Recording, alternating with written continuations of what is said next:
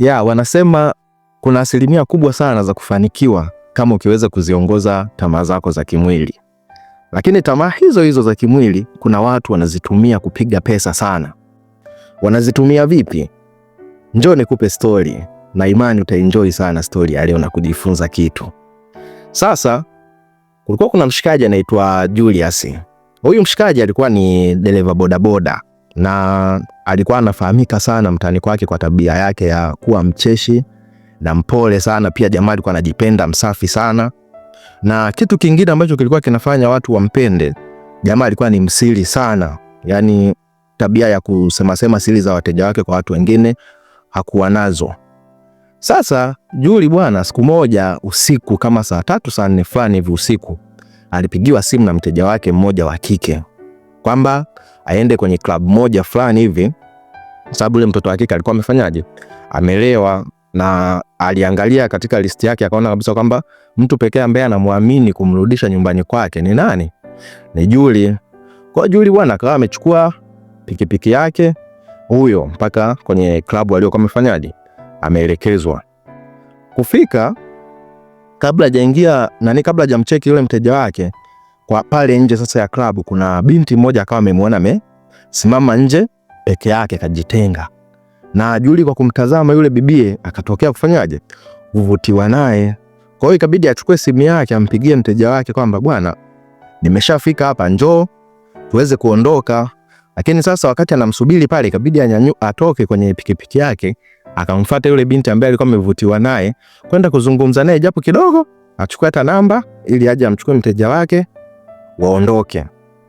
Kweli bwana, jamaa akawa amemfuata yule bibie, akafika akamsalimia, akajitambulisha, akamuuliza jina yule mtoto wa kike. Mtoto wa kike akamwambia kwamba anaitwa Helena. Jamaa akaelezea ukweli kabisa kwamba bwana dada, kilichonileta hapa ni kwa sababu umetokea kunivutia sana, lakini kwa sasa hivi nilikuwa niko na mteja pale na haraka, kwa hiyo nimeomba kama hutojali naomba unisaidie namba zako, nitakutafuta wakati mwingine. Kweli yule mtoto wa kike Helena akaona hakuna shida, ikabidi ampatie namba zake Juli. Juli akachukua zile namba akarudi zake kwenye pikipiki yake, ambapo ndo na of course mteja wake akawa ameshafika. Akamchukua mteja wake huyo kumpeleka kwake. Baada ya kuwa amempeleka, hiyo siku ikawa imeisha. Kesho yake Juli bwana akawa amechukua ile namba ambayo tayari of course alikuwa ameshaisave, akamcheki Helena, wakaanza kuzungumza mawili matatu. Baadaye wakawa wamekubaliana wafanyaje, wakutane. Baada ya kuwa wamekutana, Juli hakutaka kupoteza muda sana, akabidi amuelezee hisia zake kwamba ametokea kuvutiwa naye na kama Helena hatojali wawe kwenye mahusiano. Helena akasema haina shida kwa sababu yeye mwenyewe yuko single na ready for mingle. Ikabidi waingie kwenye mahusiano kweli. Sasa baada ya kuingia kwenye mahusiano, kuna jambo Juli akawa halielewi. Jambo gani?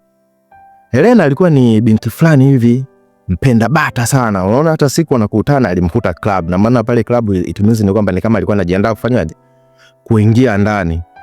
Kwa hiyo sasa kutokana na ile tabia yake ya kupenda bata, Helena alikuwa ni mtu wa kubadilisha sana viwanja. Yaani utakuta leo yuko club fulani, kesho kutwa yuko club fulani, mara siku fulani yuko hoteli fulani, kesho kutwa yuko hoteli fulani.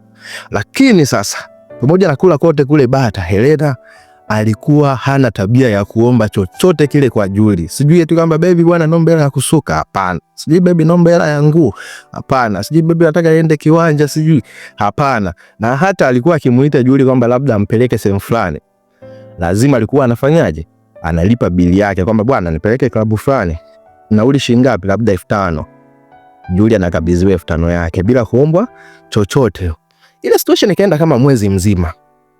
Juli akawa haelewi, anasema kwamba kweli kwa sasa hivi labda nimepata mtoto wa kishua. Kuna zile hisia tu akawa anahisi labda akapata mtoto wa kishua, kwa sababu mtoto wa kike alikuwa anaonekana anajihudumia mwenyewe. Kama si kujihudumia mwenyewe au kama si mtoto wa kishua, maybe labda ulikuwa kuna sponsor anafanyaje, ana sponsor. Umeona kitu ambacho kilikuwa tena mpa curiosity ya kutaka kuuliza, lakini ni kama alikuwa anashindwa bado, kwa sababu bado alikuwa haja cement kabisa ya ile mahusiano yake, kwa sababu bado alikuwa hata kulala naye bado. Kwa hiyo ni kama alikuwa hajajimilikisha kabisa ile kwa 100%. Sasa Siku moja asubuhi Julia akawa baada ya kuwa ameamka sasa kwamba anajiandaa aende kazini kwake, akasema kwamba hebu ngoja nimpigie simu mpenzi wangu niweze kumjulia hali kabla sijaenda kazini. Kweli bwana, akachukua simu akapiga. Simu ikaita mara 2 mara 3 ikapokelewa.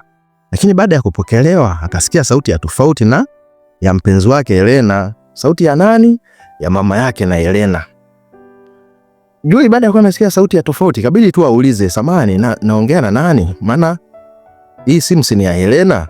Yule mama akajitambulisha, mimi ni mama yake, vipi ulikuwa unataka nini? Akasema ikabidi tu akazi, akaona kwamba nisikate sauti. Akaniambia bwana, Helena aliniambia nije nimchukue asubuhi hapo, mimi ni dereva bodaboda. Ananiambia nije nimchukue hapo asubuhi kuna sehemu anaenda. Akasema mbona Helena ameshaenda shule mpaka sasa hivi? Kusikia vile shule. Ameshaenda shule, kwani hujui kwamba anasoma? Akasema hapana, maana mimi alikuwa hajanielekeza kwamba anaenda wapi. Lakini kama ameshaenda shule basi haina shida mama, asubuhi njema. Mimi ngoja niendelee na mambo mengine. Kweli bwana. Julia akawa amekata ile simu. Sasa baada ya kukata simu akawa anajiuliza, na maana Helena kumbe tena ni mwanafunzi. Kile kitu kikawa kinamfikirisha sasa. Huu wanafunzi umetokea wapi? Kwa sababu anavyojua muda mwingi Helena alikuwa ni mtu fulani hivi, yuko busy kweli kweli na mambo yake, klabu sana, viwanja sana. Sasa hata huo muda wa kusoma anautolea wapi? Umeona? Julia akaanza kujiulizia hapo. Jambo la pili la kujiuliza, la kwanza anakula bata sana, la pili ni mwanafunzi. Muda wa kusoma anatolea wapi? Akasema bwana, ngoja nisubiri akishatoka shule tutazungumza. Kweli alikotoka shule na Helena, Julia akamcheka akamwambia bwana, naomba tuonane. Helena alikuwa anaiana, akaenda kuonana naye. Afika akamueleza uko, akamwambia bwana, mbona ukuniambia kama wewe ni mwanafunzi? Maana asubuhi hii nimempigia simu mama yako, kanieleza kwamba wewe ni mwanafunzi. Kwani unasoma chuo au vipi? Akamwambia chuo hamna, mbona hata chuo bado sijafika, mimi nipo kidato cha 3. Cha 3? Julia akabaki anashangaa. Na of course nilivyorudi mama ameniambia kwamba umenipigia, na mimi sikuwa naiana kwa sababu mimi bwana nimetokea kukupenda. Nimebidi tu nimueleze ukweli kwamba wewe ni mpenzi wangu na sio hata bodaboda wangu. Julia akabaki anashangaa, umemwambia na mama yako kuhusu mimi? Na amefurahi sana kwa sababu sijai kumtambulisha mwanaume yeyote na anatamani sana aje akuone. Julia akabaki anashangaa, wewe unataka kunitambulisha kwa mama yako? Wewe bado mwanafunzi na unitambulishe na kwa mama yako kivipi? Akasema kuwa na amani bwana mpenzi wangu, kwa sababu mimi naishi tu na mama. Kwanza yuko simple sana mama, hana mambo mengi. Jamaa akasema fresh, lakini tutaona itakuwaje. Akasemaje, na leo hapo unavyoniona hivi nimetoka kumuaga mama kwamba nakuja kulala kwako. Jamaa kabaki anashangaa, mbona ya mambo yanaenda haraka haraka. Leo baada ya mimi kujua kwamba umetoka unasoma, umeshanitambulisha kwa mama yako, leo hii umekuja tena unataka na kulala na kwangu. Kukawa kuna kitu kama kinataka kumzuia kwamba mbona kama kuna sehemu nataka nijiingize, lakini kama sitaki kuingia. Lakini sasa kama unavyojua wanaume tumeumbiwa tamaa. Baada ya kuwa amesikia mshikaji kwamba na mtoto amesema kwamba anakuja kulala, tena bila hata mwenyewe kuipush kwamba kuanza kuomba sana, kuzungushana, akasema fresh basi mama, hamna shida, ngoja niweke mazingira sawa hapa mzigoni kazini, twende. Kweli bwana, jamaa akaweka mazingira pale vizuri, akamchukua mtoto wa kike moja kwa moja mpaka geto kwake. Umeona? Afika kweli wakala cha usiku, wakalala pia, wakala tena na cha usiku pia mpaka asubuhi. Asubuhi ilipofika mshikaji kamatilia pikipiki, kampeleka tena kwao mtoto Helena. Kwa mahusiano ndio yakaanza hivyo. Kuendelea mahusiano hivyo, kwa hiyo Helena akawa na push, wewe mbona hutaki kumuona mama yangu? Naelewa zile sasa. Akiwauliza washikaji zake wanamwambia, mwanangu, kuna wengine sasa tunajua ile, mwanangu wewe ushapiga, achana naye. Unaambia wanamshauri hivyo. Ukimwangalia yeye mwenyewe mshikaji kama kanogewa, hataki kuachana naye. Kwa hiyo kuna wengine tena pia wanampusha na wanamwambia, mwanangu wewe kikubwa ishi naye kwa akili huyo mtoto. Umeona? Sasa yani kuna makundi mawili. Kwa hiyo sasa ni wewe akili kumkichwa uchukue kundi lipi. Umeona? Kwa sasa jamaa kwa kuwa alikuwa bado anamuelewa Helena, akawa ni kama amekubali ile ombi la kufanya la kuonana na mama yake. Kweli wakaandaa siku, aenda akaonana naye. Of course kama sijasema ni kwamba Helena alikuwa ameshamwambia kwamba Julie kwamba yeye anaishi tu na mama yake, na of course mzee wake ameshafariki. Umeona? Kwa bwana jamaa akawa ameenda kuonana na mama yake. Baada ya kuwa wameonana, mtu akafurahi sana kumuona mshikaji, akamwambia tu kwamba bwana, nachokuomba kijana wangu, mimi binti yangu hajawahi kunitambulisha na bado najua unavyomuona bado ni mdogo. Naomba usimtese wala kumnyanyasa kihisia, sababu baada na mambo mengi ya kutimiza hapa duniani. Julie pale akajitetea, bwana usijali mamangu, mimi nitamjali sana mwanao. Kweli bwana, maisha yakaendelea. Ukakata kama mwezi mmoja hivi, jamaa akiwa bado ana enjoy sana yeye na mpenzi wake Helena. Sasa siku moja akiwa kijiweni ametulia, sasa ndo story inaanzia hapa tuseme. Ametulia, akapigiwa simu na Helena. Vipi mpenzi wangu? Safi. Bwana baba, kuna kitu nahisi kama hakiko sawa. Helena sasa anamwambia Julie, kitu gani? Nahisi kama nina ujauzito. Ujauzito? Nahisi kama nina ujauzito. Tena yani Helena anaonekana kama vile ana wasiwasi. Kivipi?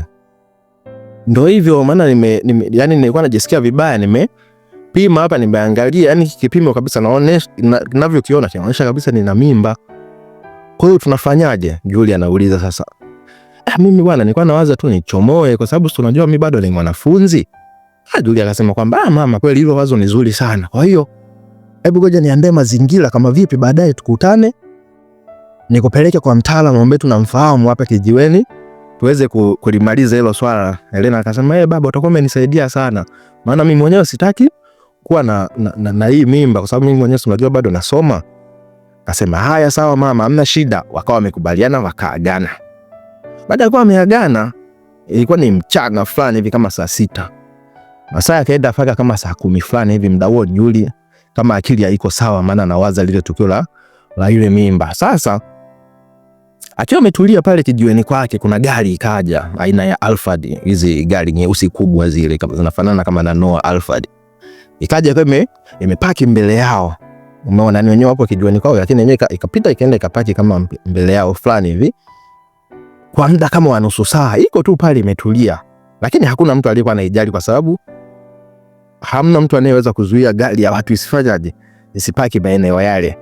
Sasa baada ya kuwa imepaki pale kama nusu saa, baadaye kuna washikaji wawili wakashuka, wanaume fulani hivi wamejazia wakubwa.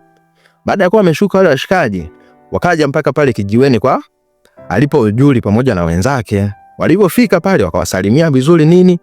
Baadaye wakamuuliza Julie, wewe ndo Julie? Akakubali, ni mimi. Kwani vipi brother? Washikaji wakamfuata pale pale, baada ya kusikia amekubali, wakamkamata wakamwambia uko chini ya ulinzi, sisi ni askari kutoka kituo fulani. Nadhani unalijua kosa lako la kupiga mimba mwanafunzi, kwa hiyo twende. Wauni wenzake pale wakabaki wanashangaa. Julie na yeye akawa ameshajua kabisa kwamba kweli hii issue imeshaharibika kwa sababu alikuwa ameshapewa taarifa na nanili. Kwa hiyo ikawa sio taarifa mpya kwake. Kabidi akubali awe mnyonge, kakamatwa mpaka ndani ya gari. Sasa kufika ndani ya gari ile wanalifungua, ndani akamkutamo yumo Helena pamoja na mama yake. Mama mtu anatukana vibaya mno. Helena yeye analia. Umeona? Mama mtu toto ni mjinga sana, hata ukijana anamuonya sana. Usimpendi wewe, kwa namwambia achane na binti yangu. Achane na binti yangu, jamaa anajiuliza. Huyu mama sikila siku alikuwa ananitafuta wakati mwingine hata kunipiga na vibomu kwamba na kunisisitiza sana nitulie na binti yake. Leo tena alikuwa ananiambia niachane na binti yake. Toka lini? Naye anamwambia mama, lakini muache bwana, sijui mimi sipendi yeye. Unajua zile za kuonyesha ile mahaba kwamba kwa mshikaji. Lakini mama mtu anafoka vibaya mno. Yaani funga huyu. Kweli bwana, jamaa akawa ameingizwa kwenye gari ikawashwa. Wakati inaenda sasa, wale askari wakawa wanamtukana sana dogo. Namwambia hivyo kijana, wewe hujai kuona wanawake wengine huko paka unakuja kuparamia wanafunzi kweli? Unajua matusi kibao. Yaani vijana siku hizi mtakufa wengi. Na wewe unaenda kuishia jela wewe. Muona jamaa yani akawa amebaki tu katulia pale, hana cha kuongea kwa sababu anajua ni kweli kashafanya hilo swala, anafanya nini. Kwa wale askari wakaenda mpaka nyumbani kwa kina Helena. Wakafika wakamshusha yule mama pamoja na Helena, huku anawaambia kwamba huyu kijana tuacheni sisi, ngoja tumpeleke kwanza rumande tukamshughulikie kwanza, alafu ndio tutajua mbele ya safari tunafanyaje, lakini 30 huyu inamuhusu. Umeona? Kwa hiyo bana, Helena na mama mtu akashuka huko anatukana sana mama mtu kwamba naomba mkamate msimuache. Kweli bwana, watu wakaondoka. Baada ya kuwa wameondoka, kufika sasa jamaa wakawa wameenda moja kwa moja mpaka kituoni. Ila sasa walivyofika, ile gari wakafika toka alisimamisha nje ya kituo wao nakiona kama kile pale, ila gari paki kama huko. Mshikaji mmoja akamgeukia Julia akamwambia, mdogo wangu, unaona tumeshafika eneo la tukio, lakini unajua sisi haya mambo tumeshayafanya sana. Vijana wengi sana tumeshawakamata hapa, na vijana wengi sana wameshaozea jela kwa sababu ya tamaa zao za kipuuzi kama hizi. Kwa hiyo mdogo wangu, mimi cha kukushauri, kama unaweza una chochote hapo mdogo wangu cha kutupa, afu sisi hii kesi tutajua tunaimaliza vipi. Julia akaangalia akauliza, blazo unamaanisha nini? Dogo changamka. Nikaanza kumpiga, dogo changamka, hujaelewa nini? Hii kesi tunataka tuiue wewe, au unataka uende miaka 30 jela Julia akasema, blaza, asante sana, mimi bwana hapa mpaka sasa hivi mimi nikijaribu kujichakata mfukoni na kama 300,000 hapa nilipo. Kamwambia 300,000 dogo, 300,000 miaka 30. Wewe unaleta upuzi. Afande, hebu fungua bwana tumpeleke udogo. Blaza, kwani mko mnataka shilingi ngapi? Dogo wangu, kama una milioni 4 hapo tunaomba. Milioni 4 blaza, mimi naitolea wapi? Mimi milioni 4 sina, umeona? Lakini hapa kwenye simu yangu kuna akiba tu nilikuwa ninafanyaje? Ninatunza, ngoja niangalie ni shilingi ngapi. Akachukua simu akaangalia. Akakuta kuna kama 700,000. Kwa hiyo 700,000 jumlisha 300,000 alionayo ni kama milioni. Na kama milioni hapa akasema, dogo wewe bwana uko serious. Tumeshakwambia tunataka milioni 4. Akasema, blaza bwana, labda nifanye mpango tu nikaweke bondi pikipiki yangu. Unajua ile pikipiki yangu kwa huwa bado ni mpya. Labda bosi anaweza kukubali kunipa hata milioni hata nyingine au hata na 500,000. Yakasemaje, milioni 2 inaweza, mimi moja na mwenzangu moja hapa, sio mbaya, twende. Akaondoka, wakarudi mpaka kule kituo mpaka kule kwenye kijiwe chake. Wakafika akachukua ile boda moja kwa moja akaenda mpaka kuna tajiri ambaye huwa wanamfahamu, anaikaga bondi vitu vyao kwa ajili ya kumaliza mambo yao. Kwa hiyo akafika kweli akakabidhi ile pikipiki, yule tajiri akawa amemkabidhi milioni 1,500,000. Ile milioni 1,500,000 anapewa, washikaji wako pembeni yake wanamsikilizia. Kwa baada ya kuwa amepewa, akaenda na kwa wakala, akafika akatoa ile hela nyingine akakabidhi. Baada ya kuwa amekabidhi milioni 2,500,000, wakamwambia, sasa dogo, sikia, huu ushakuwa msala. Wewe cha kufanya, hakikisha unahama hapa mtaani kwa muda. Hakikisha unapotea hata miezi 3 mpaka ile swala litakapofanyaje? Litakaposeto. Sisi ngoja tukazungumze na wazazi wake na Helena. Sawa? Julia akasema, yani asanteni sana mablaza zangu, asanteni sana. Ile swala sitarudia tena. Akashukuru sana pale. Kweli bwana, jamaa wakawa wamemwacha pale, wakapanda kwenye gari yao mbele. Sasa washikaji baada ya kuwa wameondoka, wakafika sehemu fulani, wakampigia simu mama yake na Helena, akamwambia, mama uko wapi? Akasema, niko nyumbani. Basi tunakuja hapo. Haya sawa, mtanikuta.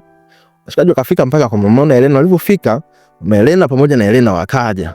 Walipofika, kauli tu ya kwanza ya Helena ikawauliza wale, vipi mchongo umekamilika? Mwanangu, mchongo umekamilika dogo, vipi? Washikaji wakaingia na mfukoni wakahesabu milioni 1 wakawakabidhi. Ina maana kwamba kumbe wale askari pamoja na Helena pamoja na mama yake ni mchongo ambao walikuwa wameshafanyaje, wameuchola wote kwa pamoja. Na maana sasa ndio inakuja kutujibia maswali yetu yote. Kumbe hata zile bata Helena anazokula, na maana ni kama huko kwenye klabu, kwenye mahoteli, ni kama anatafuta watu wa kufanyaje, wa kuwachezea mchezo huo, kujifanya kwamba yeye ni mwanafunzi ili alale nao na atengeneze nao mahusiano. Akishatengeneza nao mahusiano, baada ya muda fulani anawatengenezea tukio la kwamba ana mimba na watu wake tayari ambao wanajifanya ni maaskari, na kabla ya kuwapeleka polisi, ina maana inatokea wanawalipa kwanza. Sijui nimeeleweka? Ni mimi msimuliaji wako na mwandishi wako Samuel Kalase. Asanteni.